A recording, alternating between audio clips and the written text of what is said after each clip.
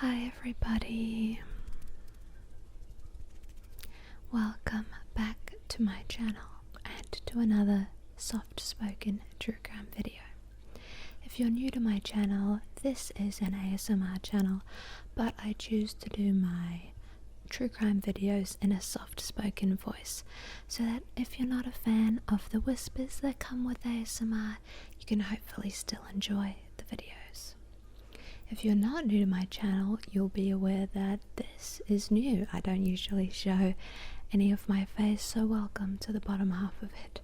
I will still be putting lots and lots of pictures up of the victims and the victims' families, or any other images that might be suitable throughout the video, because I think that really adds to telling the story, and more importantly telling the victim's story and remembering them for more than just the way their life ended or what happened to them.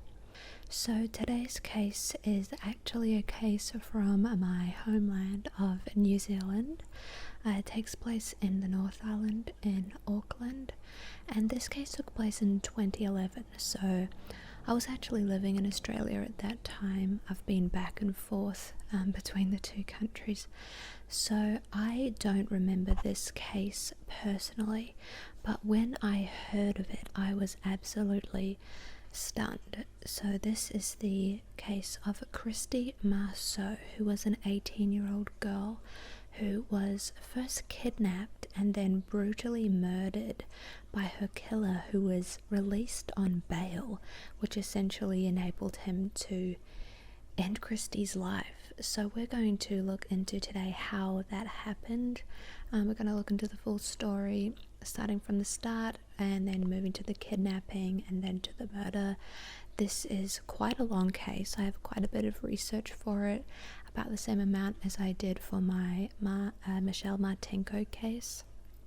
So I think this is probably going to be a two-parter.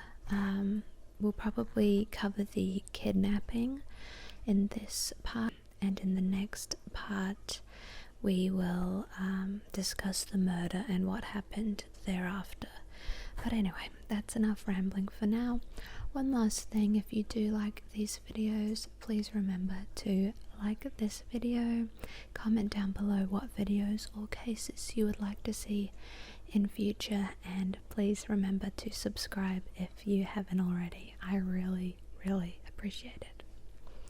So, Christie Alexis Leslie Marceau was born on the 16th of April 1993 in Auckland, New Zealand, into a family consisting of her mother and father, Brian and Tracy Marceau, and her sister Heather, who was 6 years older than Christie.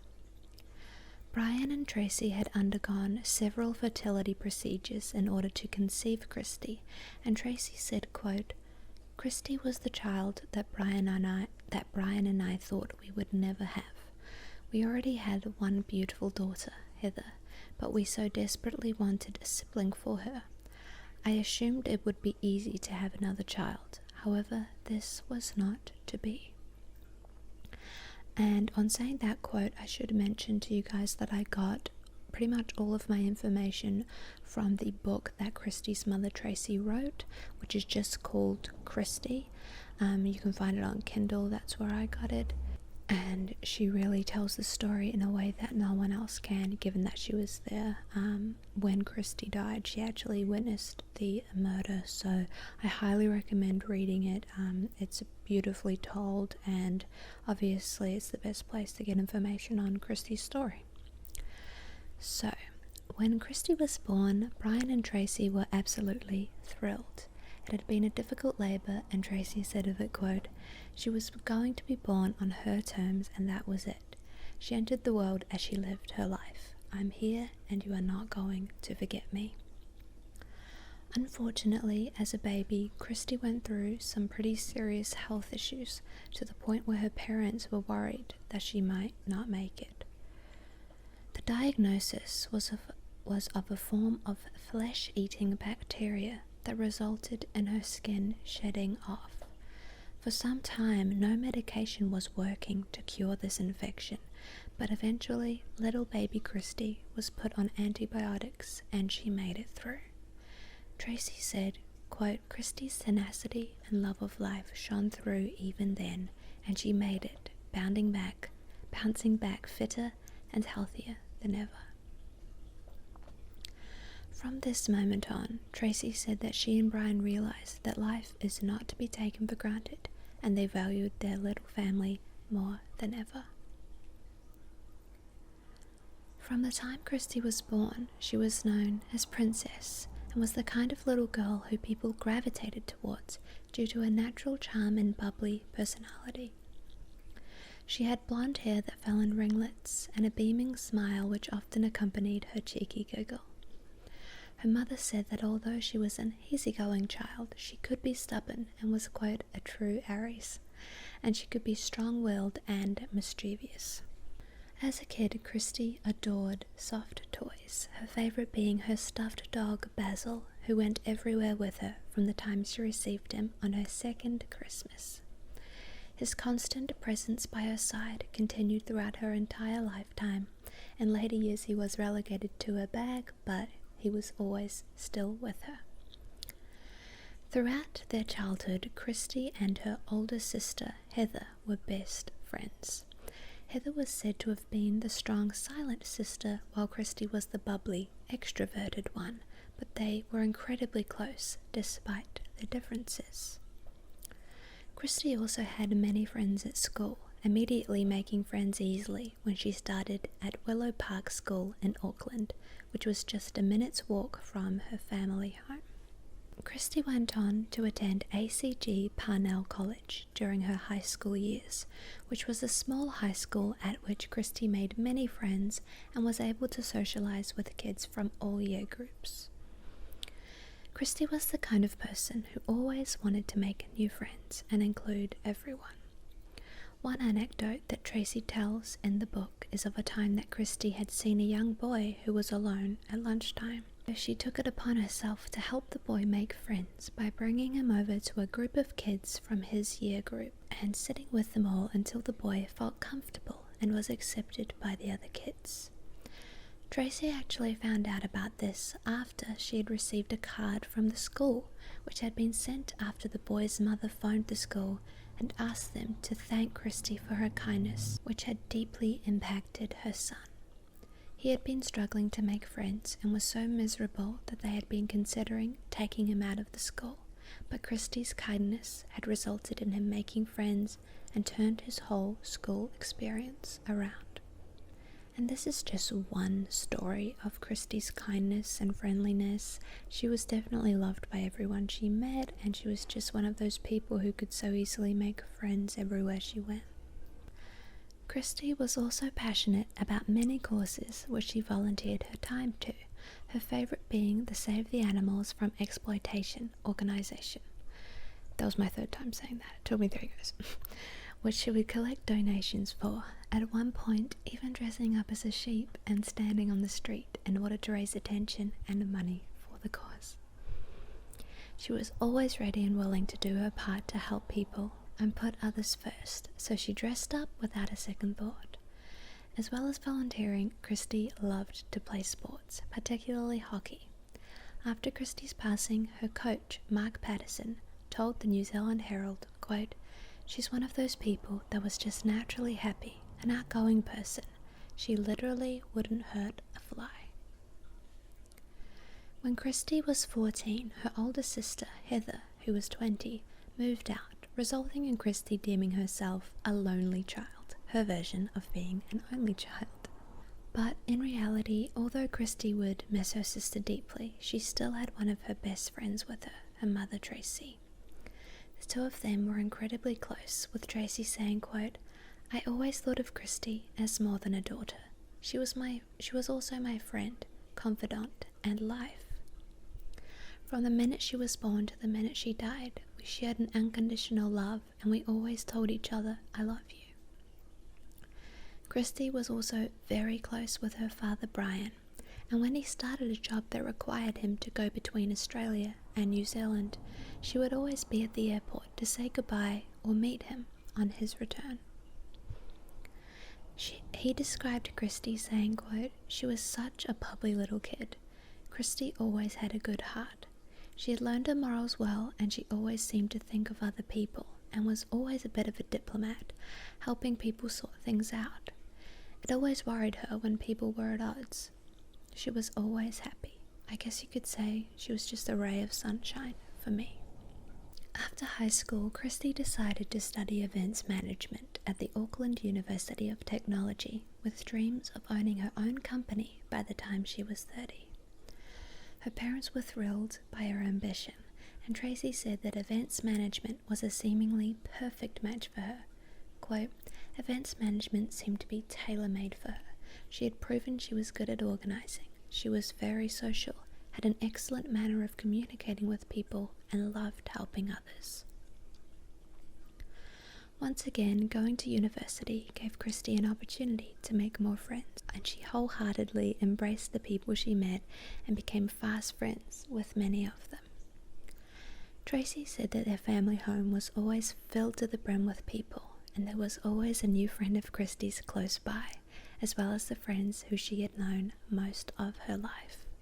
While she was studying, Christie also decided to get a part-time job at a local Countdown supermarket, which, for anybody who doesn't know, is a supermarket in New Zealand, and if you live in Aussie, it's the equivalent of Woolies. This is where Christie would meet Akshay Chand. In actuality, they had gone to primary school together, but hadn't been in contact since then. When Christie started working at the supermarket, Akshay was instantly drawn to her. He was a boy who didn't have a lot of friends and was seemingly very lonely, as well as having several mental health issues. Christie, being the friendly, compassionate person she was, would listen to Akshay when he talked to her, which was something that he wasn't used to, and he started to confide in her about his personal struggles with depression and various other personal issues in his life. So let's talk a little about Akshay Chand. Akshay Chand had been born in Fiji on the 11th of November 1992 to his parents Anand and Suchita. In 1996, his family decided to move to the UK, where they lived for 4 years while Akshay's father pursued his studies in sociology. When Akshay was 8, his father got a job in Wales and the family relocated there for a year, which Akshay would later recall as a very happy time in his childhood. Unfortunately, in 2002, this would change when Akshay's mother decided to immigrate with her 2 children to New Zealand and settled in Auckland. Akshay's father was meant to join them within a year, but this never happened, and instead his parents separated, which was very hard on Akshay. As we know, from the age of 10, Akshay went to the same primary school as Christie, but he then went on to Takapuna Intermediate before attending Northcote College, despite his mother's advice to go to Westlake Boys High School because this was where most of his classmates were going. While in school, Akshay was said to have been an excellent student, with a particular enjoyment of English and maths. His teachers described him as, quote, "clever and courteous with a lot of potential." But when Akshay reached year 11 in high school, things started to change. He had a rapid academic decline, and by year 12 he had only just managed to pass, and by his last year of school, which is year 13 in New Zealand, he had failed completely. He had also started to become more isolated, and his social life was almost non-existent. His family during this time noticed that Akshay wasn't necessarily himself, but for the most part he was said to have kind of hidden his struggles. There isn't any one thing that points to the reason for this deterioration in Akshay Chand's life. However, there was a significant history of mental illness on the paternal side of his family, which may have been a contributing factor. His father had suffered from severe depression starting from the age of 40, and his grandmother on his father's side had actually committed suicide when she was just 32. Not only this, but Akshay's grandfather on his father's side also suffered from depression and would experience hallucinations, while a cousin on that side of the family had schizophrenia, and Akshay had an uncle with severe anger problems. So while we don't entirely know whether or not this was a factor in Akshay's decline, I thought it was worth noting, and it is something that was noted in the book that I read about the case as well. Akshay spent most of his time playing chess on his computer, listening to music and reading books, with a particular interest in books about capitalism. He occasionally would still have a few friends over to play video games. His friends would later talk of Akshay to police and the media, with one, Ashton Essex, saying, quote, "I always got a lonely sense from Akshay, like he was not fulfilled. He never saw his dad. He was always rude and disrespectful to his mother. He was always really short with her when he talked to her." Another of Akshay's friends, Harman Donker, great name by the way, sorry, I shouldn't laugh, said, quote, "He was a friendly type of person you could hang around with. He wasn't a serious person at all. He was pretty easygoing. He liked to make jokes and we would take the piss out of each other." But even though Akshay clearly had friends that he could have hung out with, they never really knew of his struggles. He didn't open up to them and for the most part kept himself very socially isolated and wasn't disinterested in doing much. His mother would encourage him to get up and stop being so lazy and to pursue his studies or get a job, but she was not aware of the extent of his mental health issues. She would later tell police, quote, "I felt like he was a bit lost. He was becoming a little bit depressed and unmotivated." Eventually, she got so frustrated with him that she asked Akshay's aunt for help, and his aunt arranged a job for him at the local Countdown supermarket, where she also worked. So, in early 2011, Akshay took a position as an assistant at the meat counter. He grew bored of the job very quickly and thought himself above it, as despite his recent academic failures, he was said to have still thought of himself as mentally superior to many of the people around him. He would later describe the job as, quote, "completely trivial," but this job would be what brought Christie Marceau into his life. Christie also started working at the supermarket in 2011 and worked part-time at the checkouts. At first she took very little notice of Akshay. There were several other people who she had gone to school with working at the supermarket, so it wasn't out of the ordinary. But Akshay was immediately drawn to Christie and tried to be around her as much as possible. With no way to avoid him, Akshay ended up frequently talking to and confiding in Christie. Christie was incredibly polite, friendly, and compassionate at first, because that was just her nature. She was like that to everyone she met, and after all, she was known to her kindness to outcasts, one of which seemed to be Akshay. But Akshay was clingy and desperate, and all he ever did was complain and whine to Christie about his struggles. Christie began to grow tired of this quite quickly, annoyed that he did not appear to want to help himself in any way or take any advice, instead preferring to wallow and whinge to Christie. He would also insist on hanging out with Christie outside of work, and would even come to her house uninvited, often overstaying his welcome. Christie's mother, Tracy, initially said that they hadn't heard of Akshay until Christie had been working at the supermarket for about 5 months.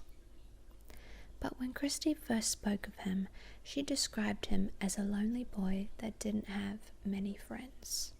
Tracy said, quote, "That was typical of Christie, to open her heart to those in need. Christie gave us no indication that she was having any problems with him or that he was causing her concern.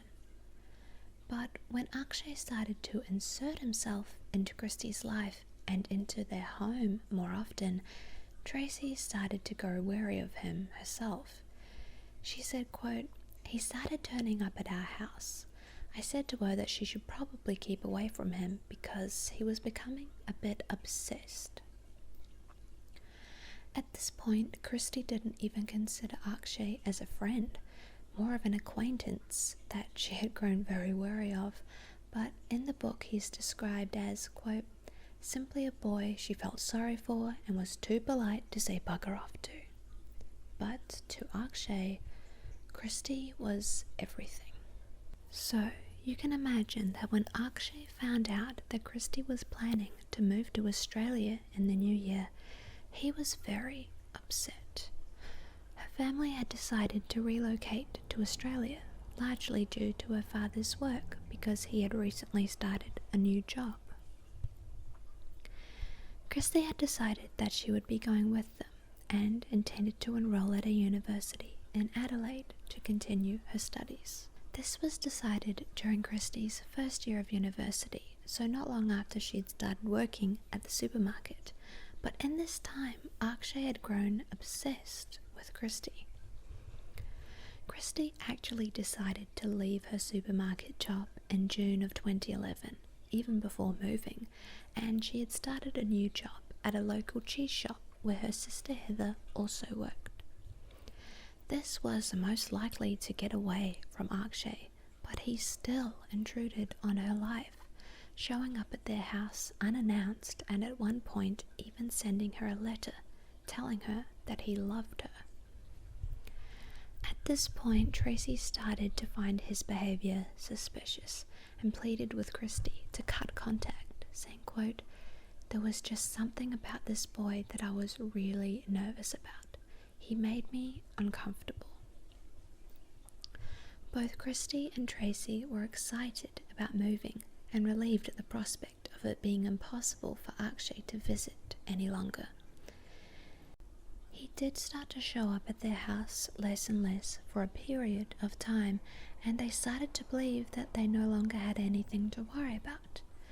But unfortunately, Akshay's behavior escalated far, far further on the 6th of September 2011.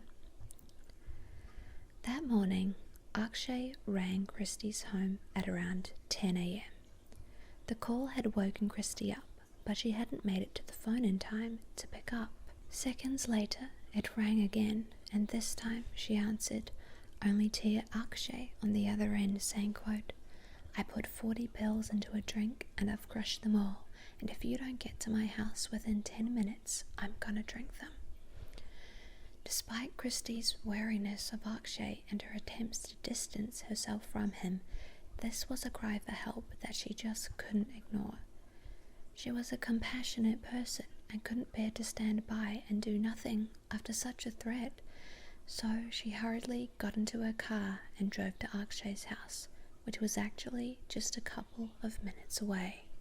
When she arrived, she knocked on the screen door of Akshay's unit and he appeared and let her in, before locking the front door behind her. Nobody else was home at this point, but Christie did not see this or the locking of the door as a red flag. At this point, she did not fear Akshay. She was only afraid for his well-being, not her own. Unfortunately, this would change in an instant.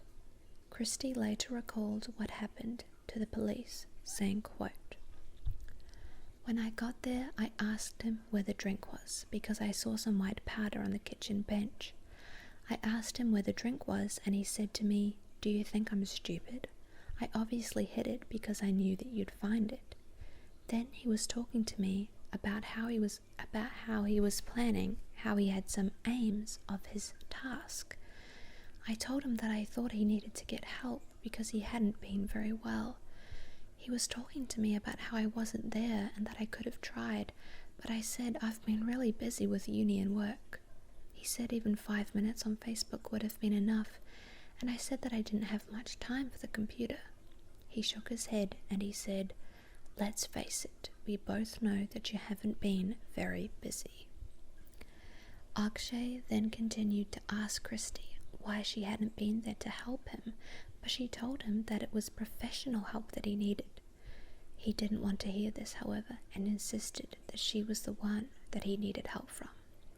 He then confided in her that he had cervical cancer, and when Christie pointed out that as a biological male it was impossible for him to have cervical cancer, he switched his diagnosis to prostate cancer.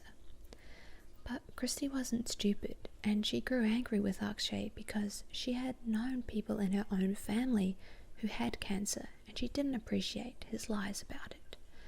When she expressed this to him, Akshay snapped. Christie related this to the police. Quote, "That was when he got really angry, and then he pulled a knife out of his back pocket. He got up and stood over me." What Christie hadn't known was that while she was driving over to Akshay's, he had armed himself with a 20-centimeter long kitchen knife and tucked it into the waistband of his track pants. Christie went on to the police, saying, quote, "His right hand was shaking it as he was waving it. It was a kitchen knife, like one of those that you'd pull out of a knife set. It was about 20 centimeters and it looked like he'd sharpened it. It was a really sudden movement. He just pulls it out and he's holding it, and in an instant he was standing over me. He just held it with his fist clenched. He said, 'This is how it's gonna go. If you scream, I'm gonna knife you.' When he said that to me, I started crying because I thought he was gonna kill me. I've never been so terrified in my life. Then he told me to shut up and compose myself. I wanted to text my friends because I wanted someone to help me. So I had my phone in my hand, and he got up and had the knife in his right hand, and he was standing there with his left hand in front of my face, and he was saying, 'Give me your phone.' He grabbed it out of my hand. I didn't want to give him my phone. He was saying, 'We can either do this the hard way or the easy way.' He said, 'You know what you'll get if you don't give it to me.'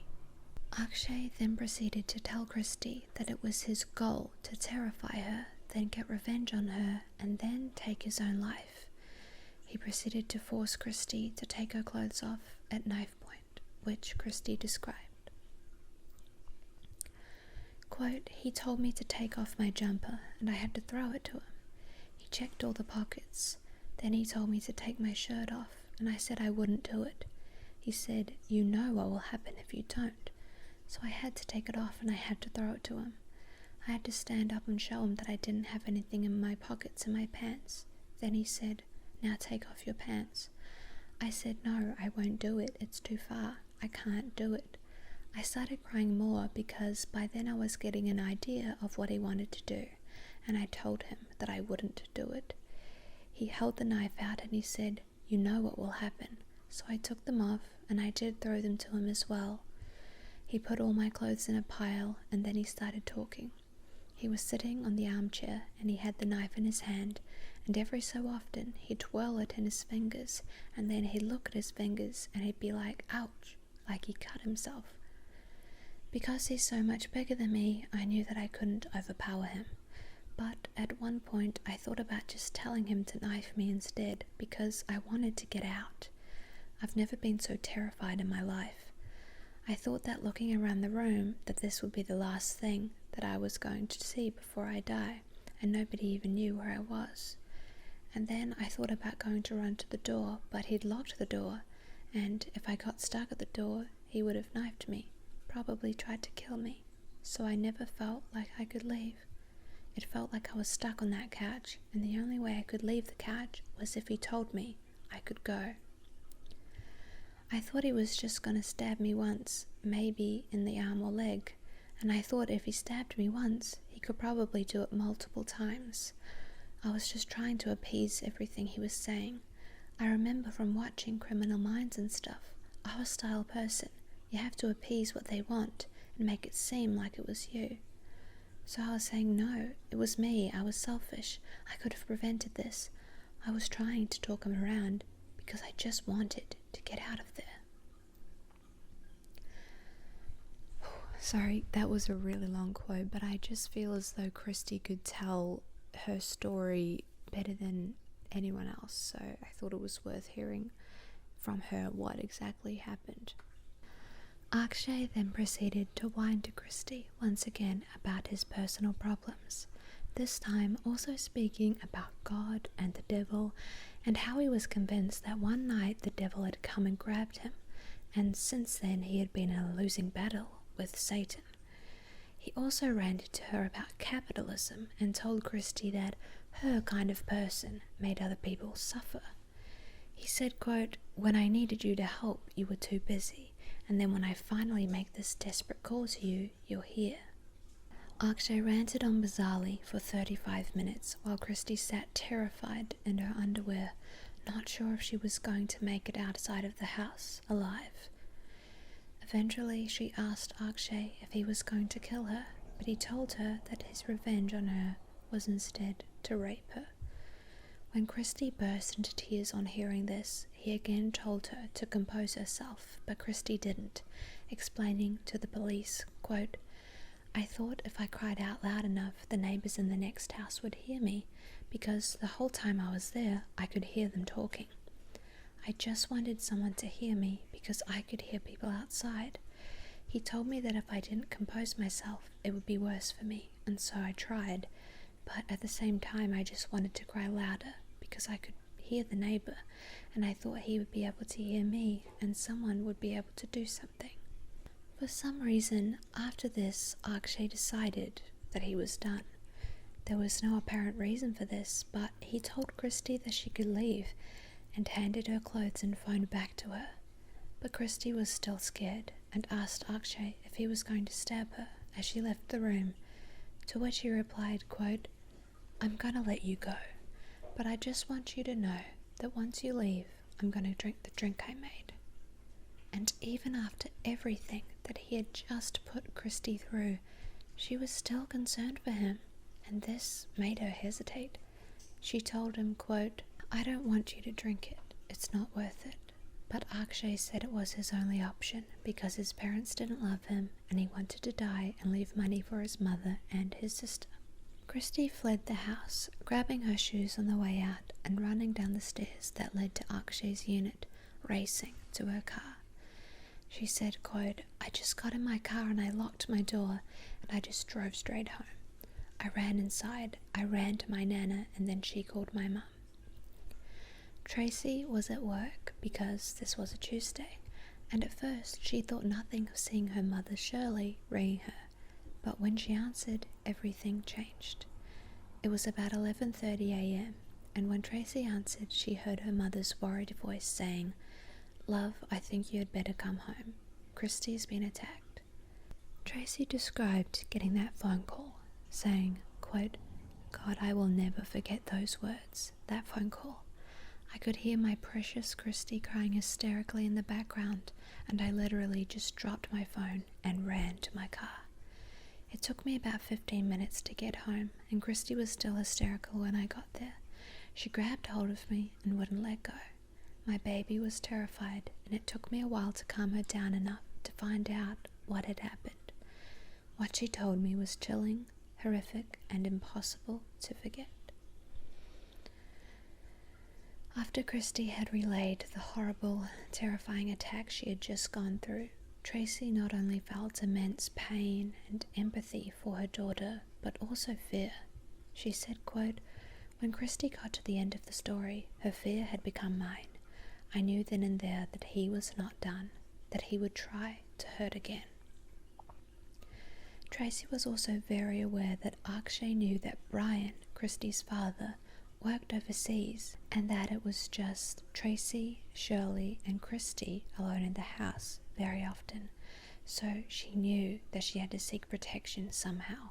She decided to go to the police, and at 1:15 p.m. that day, she and Shirley took Christie to the North Shore police station to make a complaint.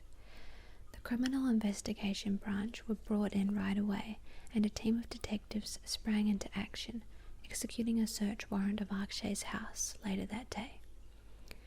At this point, Akshay was not at home, but his mother had returned, and she did not know where he was. It turned out he had been admitted to hospital after attempting to take his life with the pills shortly after Christie had left. It turned out he had taken approximately 50 multivitamin tablets, hoping that these would kill him, but his sister soon arrived home and called an ambulance. He was rushed to the North Shore Hospital and admitted for assessment by mental health professionals. The police went to the hospital and questioned him about the attack, and Akshay admitted everything, even his intent to rape Christie. He was arrested and taken to the police station for a formal interview, in which police noted that he showed no emotion whatsoever. He was charged with kidnapping, assault with the intent to rape, and threatening Christie with grievous bodily harm. He told officials that his motive was revenge against Christie for not helping him during his depression. This case, if it's frustrating you now, just wait, it's gonna get so much more frustrating. Akshay himself is incredibly frustrating and just clearly not, he's just clearly a terrible person, because Christie was a beautiful, lovely, compassionate person who had listened to him and who had been there for him, and yet as soon as she started to draw those boundaries, he had issues. And I think as women, we're very often told, be polite, be kind. If there's a guy hitting on you and you don't like it, turn him down gently, let him down easy. And we're told to be polite and laugh along and everything like that. And there are these guys out here. Maybe not every case turns out as horrifically as Christie's did, but there are these people out there, and it's just so important to remind girls that you don't have to be polite. You don't have to listen. And it breaks my heart that Christie started to draw those boundaries, and then because of the awful person that Akshay was, he decided to get revenge. It's despicable. And look, I'm not going to get off track too much because I could talk about this all day, but let's just get back to the case. At the time of Christie's attack, her father Brian was away working, and Christie asked that he not be told of what had happened until he came home that Saturday, because she knew that if he heard what had happened, he would want to come home immediately, and she didn't want to upset him. Tracy agreed, feeling safe in knowing that Akshay was in custody and they were therefore safe from him. But even though Christie knew that she was technically safe from Akshay, in the weeks following the attack, she was deeply distressed. Tracy said, quote, "The ordeal had changed my outgoing daughter into a nervous, wary young girl. For the first 2 weeks, she had slept in her parents' room, and when she eventually moved into her own room, she had many sleepless nights. Her parents drove her to and from university and work, and Christie stayed at home whenever she could, afraid that if she was alone in public, Akshay would somehow find a way to hurt her. During this time, Christie went to many counselling sessions, but Tracy said, quote, "It was like the spark in her had been extinguished, and it broke my heart to see her like that." In the weeks after the attack, Tracy described the family as, quote, "living from court date to court date, praying that he would not be let out on bail."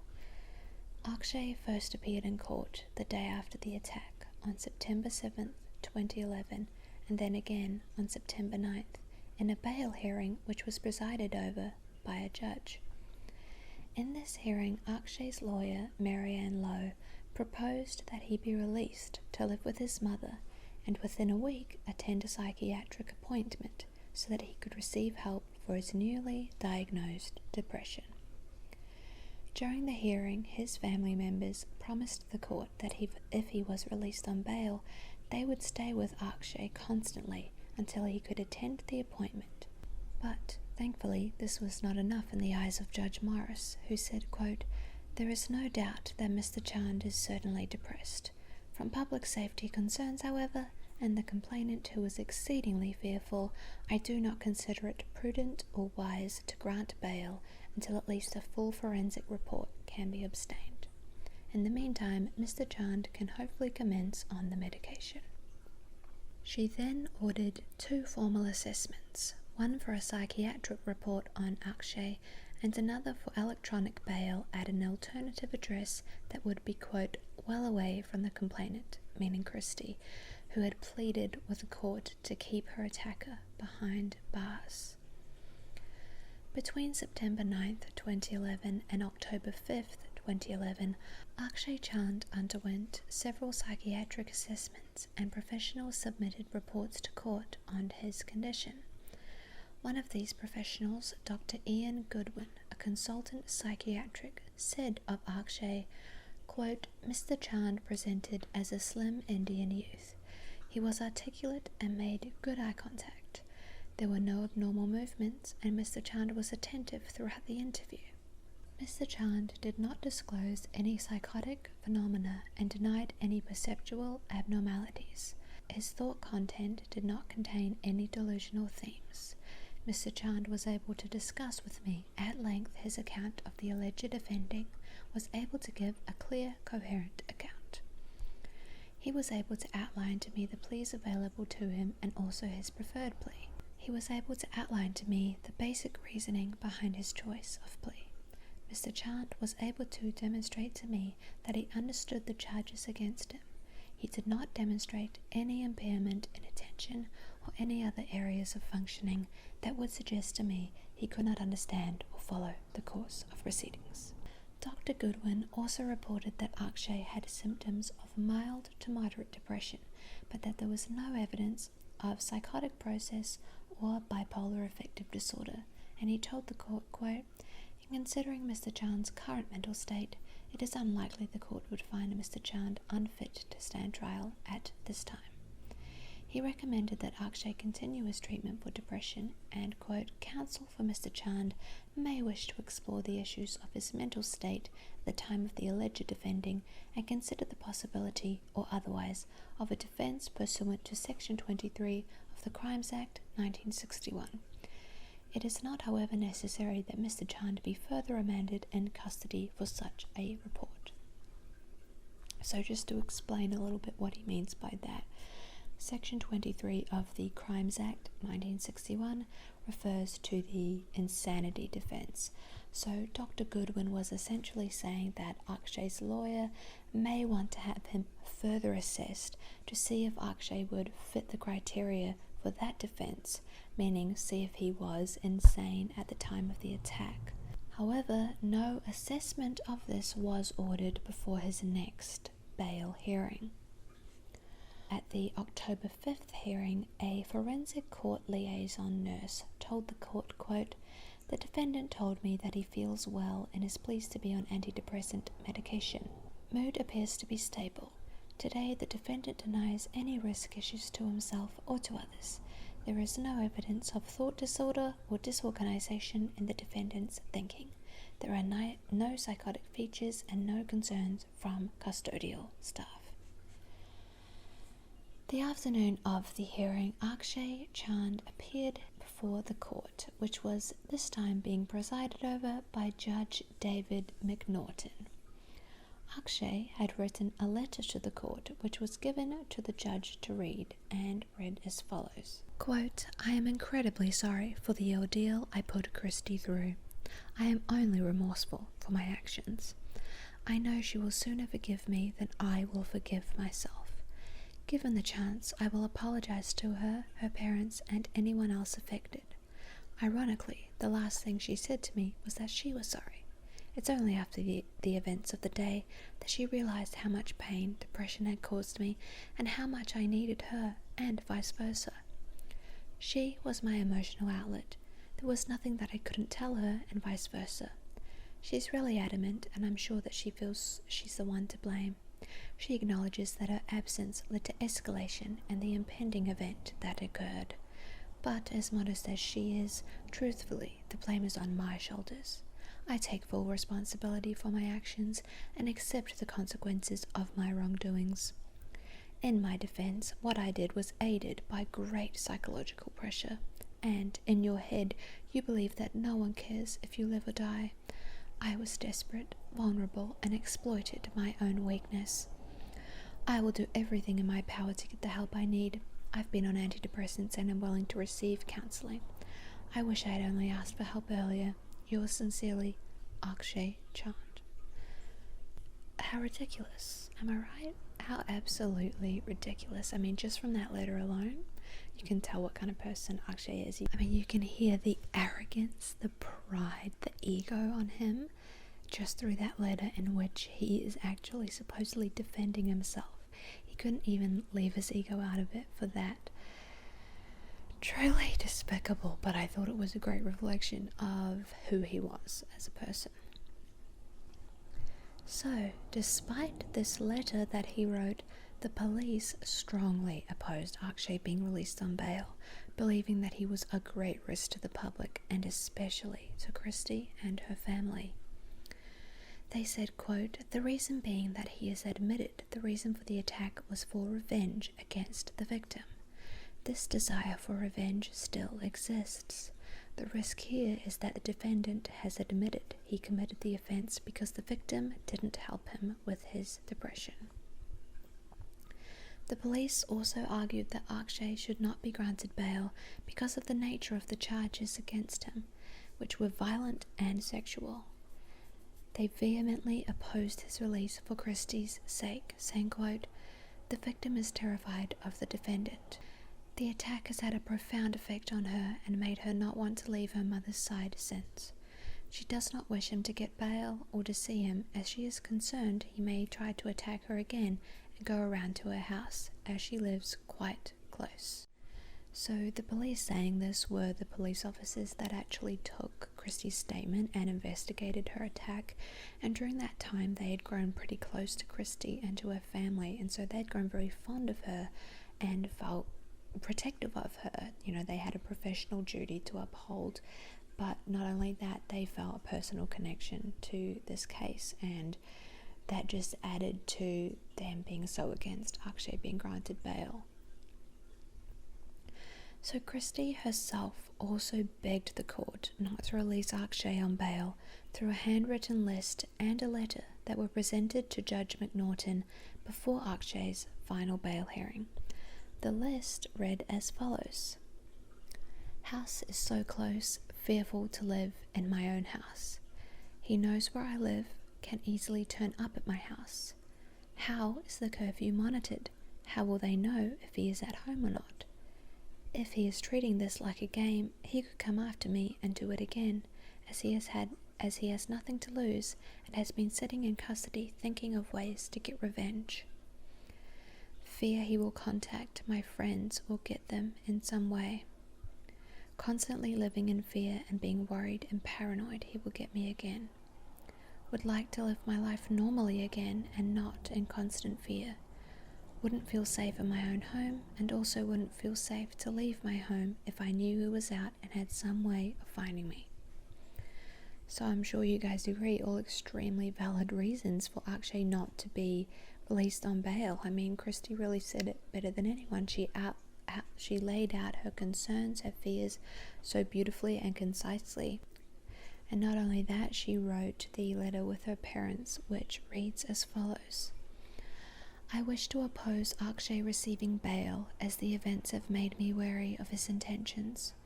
I worry for my safety because of this, and particularly as my father is currently on a job in Australia, which reduces the support I can rely on. Akshay's family, mother and auntie, live close to my home, so I feel that he may play on my thoughts as he knows my father is away. He also knows my routine travelling to uni and where I work in the city. I am worried that he may still try to get revenge on me, as he is already in trouble and has nothing to lose if he tries again. This causes me to worry for my safety.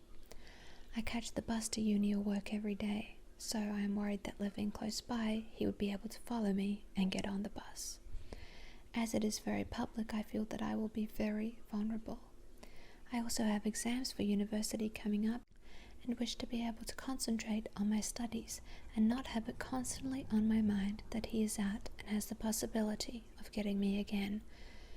I would like to get on with my life, but at present I need to know that I don't have to encounter him as I try to restore my faith in people. This has caused me a lot of distress. Christie Marceau." But even after reading this list and this letter, and despite the police's strong urging not to release Akshay Chand due to the extreme risk he posed to the public and to Christie, Judge McNaughton decided to grant bail, which allowed Akshay to be released later that day. Akshay was released under a series of conditions, including having to live at his mother's house and not leave the property unless going to legal or medical appointments, at which he had to be accompanied by his mother or aunt. It was also a condition that he not attempt to contact or go anywhere near Christie Marceau. Christie Marceau described the moment when she heard that her daughter's attacker had been released on bail, saying, quote, "My heart dropped into my stomach on the afternoon of October 5th, 2011, when I received the phone call telling me that he had been bailed. Panic and fear for the safety of my baby girl flooded on my mind. Were the judge and the justice system crazy? This monster has subjected Christie to absolute terror, endangered her life, threatened to rape her, and they were going to set him free?" Tracy was absolutely shocked that Akshay had been released on bail, even when the court explained to her that the reason for this was his age and that it was his first offense. She was even further horrified when she learned that Akshay would be released to his mother's house, which was just a few minutes away from their home and even visible from their deck. She knew that Akshay could see them from his house, and that he was aware that Brian worked overseas, and that his own mother also worked and would be unable to constantly supervise him. Tracy said, quote, "I was crying as I pleaded with the registrar to please get the judge to reconsider the decision because I just knew Christie was in danger. This was to no avail. The decision had been made and the matter was closed." And unfortunately, we now know that by making the terrible decision to release Akshay Chand on bail, Judge McNaughton was essentially sentencing Christie to death, which we will get into in part 2 of this case when we go over the brutal, tragic murder of Christie Marceau.